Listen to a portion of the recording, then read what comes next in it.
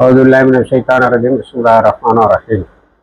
அன்பார்ந்த நேயர்களே, பாலஸ்தீன் மீட்பு போர் 1018வது நாளை எட்டியிருக்கிறது. போர்னு சொல்வதை விட அது கூட்டுப்படுகொலையின் நாள் என்றுதான் சொல்ல வேண்டும். இப்பொழுது மொத்தமாக நாம் ஏற்கனவே சுட்டிக்காட்டியபடி மக்களுடைய கவனத்தை கவர்ந்திருப்பது தொடர்ந்து ஈரான் மீது அமெரிக்கா தாக்குவதும் அதை எதிர்த்து ஈரான் தாக்குவதும். நேற்று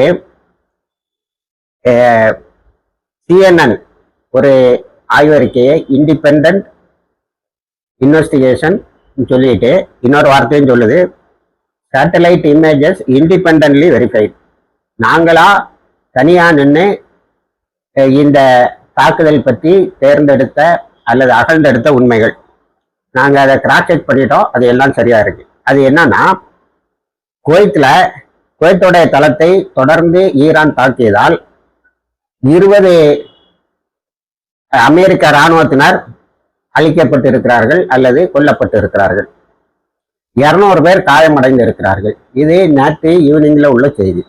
இன்னைக்கு காலையில இந்த 200 பேரில் இன்னும் பலர் இறந்து விட்டார்கள் என்று செய்தி வருகிறது. ஆனா செண்டம் 20 பேர் தான் இறந்தார்கள், 200 பேர் தான் காயம்பட்டார்கள். காயம்பட்டவர்களில் இறந்தவர்கள் இன்னும் கணக்கு எடுக்கப்படவில்லை என்று சொல்லுகிறது. ஆனா நம்ம சொன்ன இந்த இண்டிபெண்ட் இன்வெஸ்டிகேஷன் என்ன சொல்லுதுன்னா, 200க்கும் மேற்பட்டவர்கள் நேற்று செண்டம், அதாவது அமெரிக்காவினுடைய சென்ட்ரல் கமாண்ட் சொன்ன தகவலை இன்னைக்கு காலையில ரிவைஸ் பண்ணிடுது. செவரல் டசன்ஸ்ன்னு சொல்லுது. செவரல் டசன்ஸ்ன்னு சொன்னா அல்லது டசன்ஸ்ன்னு சொன்னா 12 வச்சு நம்ம பார்க்கணும். அப்போ குறையாமல் 100 பேருக்கு மேல அமெரிக்க இராணுவத்தினர் குவைத்து இதுல மட்டும் தாக்கப்பட்டு இருக்கிறார்கள்.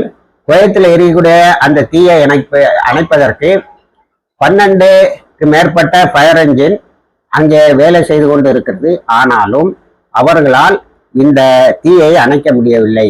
அவ்வளவு துல்லியமான தாக்குதல் என்று சொல்லுகிறார்கள். அடுத்தது ஜோர்டான்ல இருக்கக்கூடிய அந்த பிரின்ஸ் ஹுசைன் பேஸுக்கு வெளியில உள்ள இஸ்ரேலிய இராணுவத்தினுடைய முகாமை தாக்கி இருக்கிறார்கள். அதுல நிறைய பேர் இறந்திருக்காங்க. வால் ஸ்ட்ரீட் ஜேர்னலும் CNN அதில் 60க்கு மேற்பட்ட இஸ்ரேலிய இராணுவத்தினர் கொல்லப்பட்டு இருக்கிறார்கள். அதே போல 300க்கு மேற்பட்டவர்கள் காயமடைந்து இருக்கிறார்கள். காயமடைந்தவர்கள் மிகவும் சீரியஸா இருக்கிறாங்க. அவங்கள ஜோர்டானுடைய பெரிய ஜோர்டானியன் ஹாஸ்பிட்டல் என்று சொல்கிறார்கள், ஜோர்டான்லேயே இருக்கக்கூடிய மிகப்பெரிய ஆஸ்பத்திரிக்கு மாற்றி இருக்கிறார்கள். ஆக இந்த 2 தளங்களிலுமே 300க்கு மேற்பட்ட அமெரிக்க இராணுவத்தினர் அளிக்கப்பட்டு இருக்கிறார்கள் என்பதை இண்டிபெண்ட்லி வெரிஃபைடு, நாங்கள் தனித்துவமாக நின்று ஆய்வு செய்தது என்று சொல்லுகிறார்கள். அடுத்தது பெஹ்ரைன்ல 3 நாளா தொடுத்து சைரன் சத்தம் தான் கேட்டுக்கிட்டு இருக்கு. இந்த சைரன் சத்தம் எதனால் என்று சொன்னால், ஈரானுடைய மிசில்கள் பயங்கரமான தாக்குதல் நடத்துகிறது. புது வகையான மிசில்களை ஈரான் கொண்டு வந்திருக்கிறது என்று ஒரு தனி அறிக்கையை வெளியிட்டு இருக்கிறார்கள். அந்த தனி அறிக்கை என்ன சொல்லுகிறது என்று சொன்னால், அது வால் ஸ்ட்ரீட் ஜேர்னல் அதுவும் சொல்லுது, நாங்க ஏரியல் சர்வே, அடுத்தது சேட்டலைட் இமேஜஸ் இதையெல்லாம் வைத்து 3 நாட்களாக பார்த்தது. ஏன்னா இப்போ ஈரானுடைய தாக்குதல்களை 17ல இருந்து 20 வேவ் வரைக்கும் என்று சொல்லுகிறார்கள். அப்ப 4 வேவ் தாக்குதல் அடுத்தடுத்து நடந்திருக்கிறது. அமெரிக்காவுக்கு சும்மா இருக்குன்னு இல்லை, தொடுத்து தாக்கிட்டு தான் இருக்கான். ஈரானுடைய இந்த தாக்குதல்ல பயன்படுத்தக்கூடிய அந்த மிசில் எப்படி இருக்கிறது என்று சொன்னால், அது கிட்ட வரும்போது, இலக்குகளுக்கு கிட்ட வரும்போது மாயமாக மறைந்து விடுவது போல இருக்கிறது. அதுக்கு அடுத்தால வரக்கூடிய வழியிலையும் அதை நம்ம ட்ரேஸ் பண்ண முடியறதில்லை. அதாவது interception making it more difficult.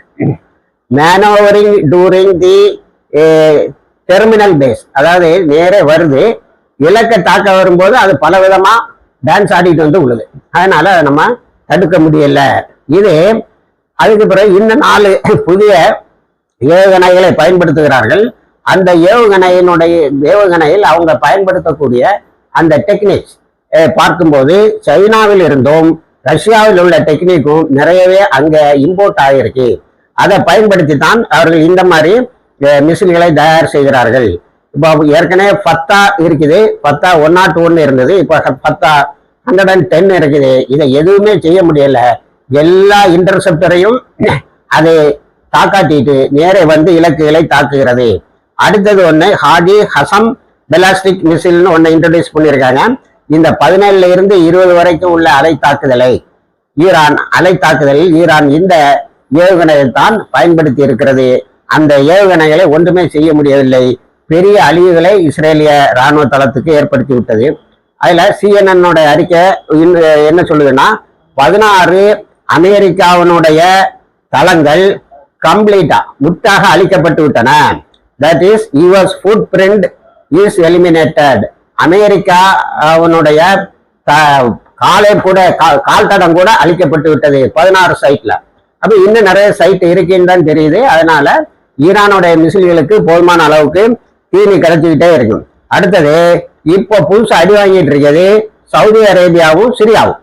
Saudi அரேபியால நேற்று 4 தாக்குதலை ஈரான் நடத்தி இருக்கிறது. அவையெல்லாம் சவுதி அரேபியானோட பேஸ்ல இருந்து, அதாவது இந்த சுல்தான் பேஸ்ல இருந்து ஈரானை தாக்குவதற்கு தயாராக இருந்த ஏவுகணைகள், ட்ரோன்ஸ் அத்தனையும் அளித்திருக்கிறார்கள். சிரியால நம்ம ஏற்கனவே சொன்னோம், பார்டர்ல இருக்கக்கூடிய இஸ்ரேலிய இராணுவத்தினரை அடித்தம் என்று. இப்போ ட்ரம்ப் சிரியா நிச்சயமா லெபனானுக்கு உள்ளால போயாகணும் இன்னும் கட்டாயப்படுத்துகிறார். அதனால் சிரியாவை இன்னொரு தாக்குதலுக்கு உள்ளாகி இருக்கிறார்கள். அதிலே இஸ்ரேலிய இராணுவத்தினர் தான் அழிக்கப்பட்டு இருக்கிறார். இப்போ சிரியாவில் இருக்கக்கூடிய ஜூலானி கவர்மெண்ட் யூதர்களுக்காக ஹிஸ்புல்லாவுக்கு எதிராக யுத்தம் செய்வதற்கு தயாராக இருக்கிறது. காசால இதே போன்ற அமைப்புகள், ISIL போன்ற அமைப்புகள் தான் பெரிய அளவில் டேமேஜஸை உண்டு பண்ணிட்டு இருக்கு பொதுமக்களுக்கு. இதெல்லாம் நம்ம வரலாற்றுல ஏன் குறிப்பிடணும்னா, ஒரு குறிப்பிட்ட காலகட்டத்தில் இந்தியா முதற்கொண்டு உலக நாடுகள் எங்கும் ISIL என்னவோ திரும்பி கிலாபத்தை நிலைநாட்ட வந்து விட்டது என்று இளைஞர்களை பெரிய அளவில் சீரழித்து அவர்களை பல நாட்டு உளவுத்துறையிடமும் சிக்க வைத்து நாசமாக்கின ஒரு அமைப்பு அது. இந்த அமைப்புகள் எல்லாம் இன்று என்ன செய்து கொண்டு இருக்கின்றன என்பதை நாம் பார்க்க வேண்டும். என்ன செய்து கொண்டு இருக்கிறன? இஸ்ரேலுக்கு சாதகமாக இஸ்லாத்தை முன்னிறுத்தி போராடுகின்ற இஸ்லாமிக் ரெசிஸ்டன்ஸ் வந்து பெரிய அளவில் தாக்குவதற்கு உதவி செய்கிறார்கள். இவங்களால இதுவரைக்கும் ஜெயிக்க முடியல. நேற்றும் ஹமாஸ் ஒரு பில்டிங் முழுக்க இருந்த அந்த கொராபரேட்டர்ஸ் சொல்லக்கூடிய முனாஃபிகளை அடித்து தகர்த்து இருக்கிறார்கள். பில்டிங்கே கீழே விழுந்தது, அதுல எவனும் மிஞ்சலைங்கிறது வருது. அப்போ வரலாற்றுல நம்ம பாலஸ்தீனத்தை சேர்ந்த 73,000 சகோதர சகோதரிகள் குழந்தைகள் கொலை செய்யப்படும் போது அங்கே என்ன நடந்தது என்று சொன்னால், முனாஃபிகளில் சிலர் கிலாபத்தை கொண்டு வரன்னு பேர் வாங்கின சிலர் அந்த அழிவை ஏற்படுத்துகிறார்கள். நம்மளை பொறுத்த வரைக்கும் ஆரம்ப காலத்திலே 10-15 வருடங்களுக்கு முன்னாடியே இவர்களுடைய உண்மை முகத்தை தோலிருத்து காட்டி வைகரை வெளிச்சத்தில் பக்கம் பக்கமாக எழுதினோம். இன்றைக்கு வரைக்கும் நம்ம போடுகின்ற 1000க்கும் மேற்பட்ட காணொலிகளிலும் இதை சுட்டி காட்டி இருக்கிறோம். ஆகவே இது மிகவும் வேதனையான ஒரு செய்தியாகவும் இருக்கிறது. அதே நேரத்தில் என்ன சொல்லி இந்த மக்களை நாசமாக்குகிறார்கள் என்பதும் நமக்கு தெரிகிறது. அடுத்தது மிக முக்கியமாக பார்க்க வேண்டியது அல் ஜசீரா தரக்கூடிய இன்னொரு தகவல். அந்த தகவலில் அமெரிக்க இராணுவத்தினருக்கு இப்பொழுது ஏற்பட்டிருப்பது போன்ற ஒரு நெருக்கடி இதற்கு முன்னால் ஏற்பட்டதில்லை. ஹோட்டல்ல தங்க முடியறதில்லை. அவங்களுக்கு கொடுத்த உல்லாச புரிகளான அமெரிக்க தளங்களில் தங்க முடிவதில்லை. துரத்தி மிசிலை வைத்து தாக்குகிறார்கள். இப்போ அமெரிக்க இராணுவத்தினர் இவ்வளவு தூரம் தாக்கப்படும் போது, நான் பந்தர் அப்பாஸை தாக்கினேன் ஈரான்ல, நான் சாக்கபார் லைன்ல உள்ள ஃபிஷிங் போட்டில தாக்கினேன், ஈராக் தெஹரானுக்கு பக்கத்தில் உள்ள வாட்டர் பிளான்ட் ஒன்ன தாக்கினேன்னு தான் அறிக்கை விட முடியுது அமெரிக்காவில். இதை தாண்டி கொஞ்சம் கூட சொல்ல முடியாத அளவுக்கு சிவிலியன் ஃபெசிலிட்டிஸ் சொல்லக்கூடிய பொதுமக்கள் பயன்படுத்தக்கூடிய அந்த இடத்தை தான் தாக்க முடிகிறது அமெரிக்காவால். ஆனா Wall Street Journal independently verified தகவல் என்ன சொல்லுகிறது என்று சொன்னால், ஈரான் தன்னுடைய மிசில் கேப்பபிலிட்டிஸை not only sustains and retains but also improved a lot. அதை அப்படியே தக்க வைத்துக் கொள்கிறது. அதே போல அதை நன்றாக பாதுகாத்து வருகிறது. அதுக்கு மேல இம்ப்ரூவ் பண்ணி புது புது மிசிலை வச்சு அடிக்கிறது. அதனால அமெரிக்கா சப்ளை பண்ணி இருக்கக்கூடிய எந்த ஏர் டிஃபென்ஸ் சிஸ்டமும் அந்த பகுதியில் எடுபடாமல் இருக்கிறது என்பதை அது இண்டிபெண்டாக வெரிஃபை பண்ணி சொல்லுகிறது. இன்னைக்கு நம்ம எடுத்தது எல்லாமே என்ன நடக்குதுங்கிறத மாற்று ஊடகங்கள் அதை நாங்க பல நேரங்கள்ல நாங்க இண்டிபெண்டா வெரிஃபை பண்ண முடியல, இது ஈரானுடைய கிளைம் தான் சொல்கிறாங்க. அப்படி நீங்க இண்டிபெண்டா என்னத்தை எல்லாம் வெரிஃபை பண்ணி எடுத்தீங்கிறத நம்ம ஒரு லிஸ்ட் போட்டா இவ்வளவு தகவல்கள் வருகின்றன. அப்ப அமெரிக்காவினுடைய செண்டமா இப்படி சொல்லிட்டு இருக்கும்போது ஜேடி வான்ஸ் ஆரம்பத்திலே நான் சொன்னேன், நம்மளுடைய ராணுவ வீரர்களுக்கு கல்ஃப் கண்ட்ரீஸ்ல இருக்கக்கூடிய வளைகுடா நாடுகளில் இருக்கக்கூடிய ராணுவ வீரர்களுக்கு பாதுகாப்பு இல்லை என்பதை தெரிந்து கொண்டு நீ யுத்தத்தை மீண்டும் தொடங்கு. ஆனா என்ன செய்யுது, எப்ஸ்டீன் ஃபைலு பெரிய அளவுல வேலை செய்திருக்கீங்கிறத இதுக்கு முந்தைய காணொலியில சொன்னோம். அதை இவர் நம்ம ஜேடி வான்ஸே அதை சொல்லி இருந்தார், எப்ஸ்டீன் ஃபைல்ல சிக்கிட்டான்னு. இன்னொரு அறிஞர் சொன்னதையும் உங்களுக்கு சொன்னோம், இஸ்ரேலினுடைய அடிமைத்தனத்திலிருந்து அமெரிக்காவை மீட்பவன் தான் இனிமேல் மிகப்பெரிய விடுதலை மாவீரன் என்று நாம் ஏற்றுக்கொள்ள வேண்டும் என்று. அடுத்தது ஹர்மூஸ்ல என்ன நடக்குதுன்னு சொன்னா, அமெரிக்கா இன்னும் ஒரு பெரிய சாம்பியத்தனத்தை காட்டுது. இது என்னன்னா, ஓமன் சைட்ல கப்பல்களை விட்டு பார்க்குது. நேற்று 4 டேங்கரை அடிச்சுட்டாங்க. ஒரு டேங்கர் இன்னைக்கும் ஆயில் டேங்கர் இன்னைக்கு நின்று எரிஞ்சுக்கிட்டு இருக்குது. அந்த சைடு வந்தா அடிப்போம், எங்க சைடு வந்தா விடுவோம்ங்கிறதுதான் ஈரானுடைய இது. நான் நேற்றே சொன்னது மாதிரி நேற்று 8 கப்பல்கள் போன, இன்னைக்கு 12 கப்பல்கள் ஈரானோட அனுமதியோடு ஹர்மூஸ் வழியாக போயிருக்கிறது. அதனால இவங்களுடைய பிளாக்கேடா அதுல வேலை செய்யறதுன்னு தெரியுது. அடுத்தது நம்ம காசாவுக்கு வந்தோம்னு சொன்னா, காசால நேற்று ஒரு 8 பேரை கொலை செய்திருக்கான். அதுக்கு பிறகு கொராபரேட்டர்ஸ் இருந்த ஒரு பில்டிங்கை நேற்று ஹமாஸ் பிடிச்சி சண்டை போட்டதில் அந்த பில்டிங் இடிஞ்சு போச்சுது. அதனால நம்ம நயவஞ்சர்கள் அத்தனை பேரும் கொலை செய்யப்பட்டு இருக்கிறார்கள். காசாவினுடைய நிலைமை தான் நமக்கு ரொம்ப வருத்தத்தை தருகிறது. அதே போல ஈக்குவலா வெஸ்ட் பேங்க் மேக்கரையிலும் பயங்கரமான கொலைபாதகங்களை செய்து கொண்டு இருக்கிறார்கள். குழந்தைகளை கொலை செய்கிறார்கள். ஜெயிலில் இருக்கிறவங்களுக்கு நான் ஏற்கனவே குறிப்பிட்ட மாதிரி மர்கோன் பர்கோத்தி போன்றவர்களுடைய உடம்பில் காயத்தை ஏற்படுவது, ரத்தம் வலிய விட்டு விடுவது. இப்பொழுது குரோக்கடைல் பிரிசன் லான்னு ஒன்று கொண்டு வந்திருக்காங்க. அது என்னன்னா, முதலை குளங்களை ஏற்படுத்தி பிரிசனுக்கு பக்கத்தில் முதலை குளங்களை ஏற்படுத்துவது என்று ஒரு இதை கொண்டு வந்திருக்காங்க. ஏற்கனவே ஒரு சட்டம், பாலஸ்தீன பிரிசனர்ஸே தீவிரவாத குற்றச்சாட்டுகளுக்கு உட்பட்டவர்களை தூக்கில் போடலாம் என்று ஒரு சட்டத்தை கொண்டு வந்தார்கள். இதனிடையே இன்னொரு செய்தி புழக்கத்தில் இருக்கிறது என்னவென்று சொன்னால், இஸ்ரேல் தன்னுடைய நாடாளுமன்றத்தை கலைத்து விட்டது. அக்டோபர்ல தேர்தல். அக்டோபர் தேர்தலில் மீண்டும் நத்தன்யாஹு வருவதாக இருந்தால் இஸ்ரேலில் உள்ள 4 ஒரு பகுதியினர் இஸ்ரேலை விட்டு வெளியே போய்விடுவோம் என்று சொல்லி இருக்கிறார்கள். இந்த சர்வேயை எல்லா பத்திரிகைகளும் பெருசா போட்டு இருக்கின்றன. அடுத்தது நம்ம சிரியாவில் ஒரு பெரிய வேலை நடந்துட்டு இருக்கு. அது என்னன்னா, ஹிஸ்புல்லாவை தாக்குவதற்கு சிரியாவினுடைய அந்த ஜூலானுடைய படைகளுக்கு ஆயுதங்கள் கொடுக்கப்படுகின்றன.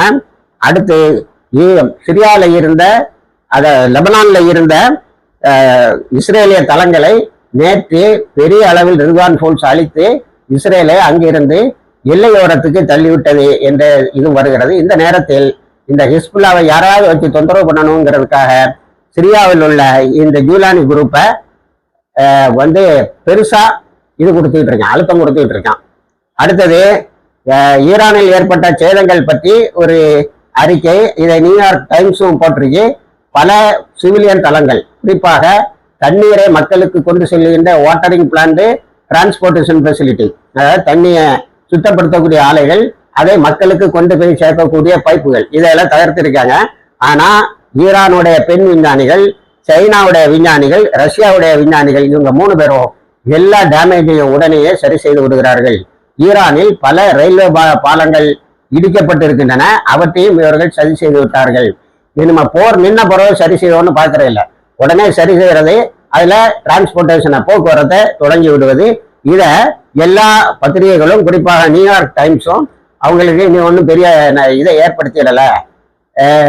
அவங்க உடனே தங்களுடைய நோய்க்கு மருந்து போடுவதை அவங்களுடைய பெண் விஞ்ஞானிகளை விட்டே முடித்து விடுகிறார்கள் என்று கிண்டலாக அறிக்கை ஒரு கட்டுரையை போட்டு இருக்கிறது. அதை அல் மயாதின் எடுத்து மீண்டும் நமக்கு தருகின்றது. அடுத்தால நத்தன்யாஹு செப்டம்பர் மாதம் ஐக்கிய நாடுகள் சபையினுடைய பொது சபை கூட்டத்திற்கு நியூயார்க் வருவதாக இருக்கிறார். அவர் வந்தால் நான் கைது செய்வேன் என்று நியூயார்க்குடைய மேயர் மமதானி சொல்லி இருக்கிறார். சொல்லிவிட்டு ஒரு லீகல் டீமை போட்டு அவரை எப்படி நம்ம கைது செய்ய முடியும், எப்படி ஜெயிலில் வைக்க முடியும் என்பதை எனக்கு நீங்கள் அறிவுறுத்தும்படி கேட்டுக்கொண்டிருக்கிறார். அந்த லீகல் டீம் வேகமாக வேலை செய்து கொண்டிருக்கிறது என்பது தகவல். இணைந்திருங்கள். இது போன்ற தகவல்களை தருகிறோம். வாசிர் தவான் அல்ஹம்துலில்லாஹி ரபில் ஆலமீன்.